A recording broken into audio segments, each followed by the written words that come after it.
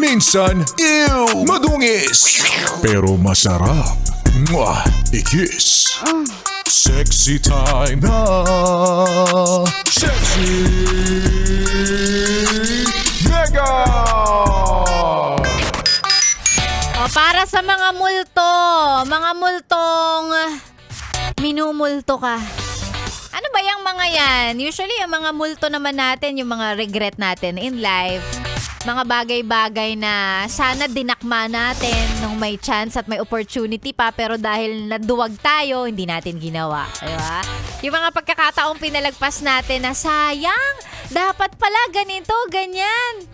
O yung mga what if natin sa buhay. What if ganito, ganyan? What if binalikan ko siya? Ay! What if sinagot ko siya? Ay! What if ito yung course ko nung college? Mga ganon, di ba?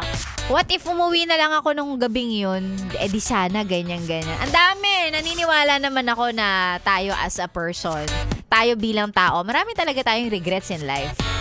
Pero ako, basta ang masasabi ko lang yung mga regret na yan, hindi naman kailangan magdedwell ka dyan. Magdedwell? I mean, hindi mo kailangang mag-regret for a long time. Dapat natututo ka lang sa mga ganyang experiences mo. Para next time, alam mo na ang gagawin. Pag may opportunity, dakma agad, be! Kahit hindi ka sigurado minsan sa sarili mo, pero minsan may mga opportunity na nandyan sa harap mo. Maybe because it's the perfect timing for you to grab it, to get it. O, di ba? Hindi lalabas ang opportunity pag hindi ka worth it. Oh! Let that sink in. Hindi lalabas yung opportunity na yon kung hindi yon para sa'yo. Kung hindi ka worth it. So, dakma lang ng dakma ng opportunity na meron and everything that comes along your way. Di ba? O, yung mga feelings na hindi natin nasabi. O, next time na, di ba, may magustuhan ka. Or kung hindi naman magustuhan, like an opportunity lang or yung feeling ko dapat sabihin ko dun sa tao na mali siya. Go for it. Diba? Kesa naman sa hindi mo masabi, tapos later on, magsisisi ka na dapat pala sinabihan ko siya, dapat pala sinabi ko sa kanya na ganito, ganyan, ganyan.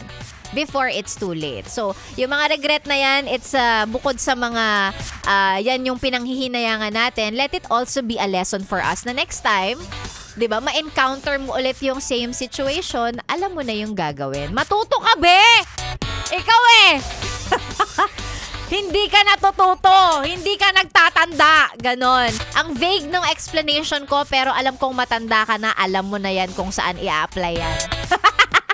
Pinapaalala ko lang sa'yo. Pero eto, syempre, bago masyadong maging malalim ang usapan natin, eto muna, para na lang sa mga yes friend kong nag-aabang naman ng opportunity magkaroon ng pera.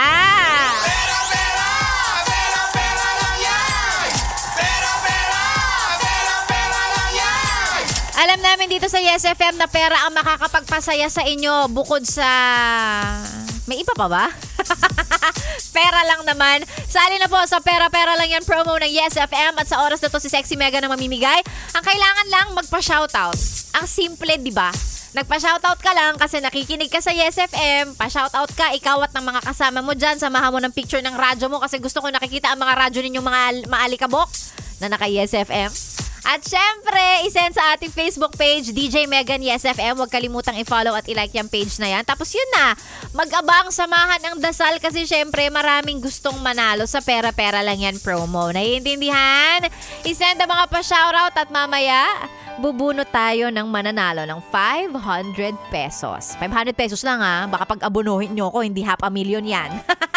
Dito lang yan sa 101.1 Yes FM!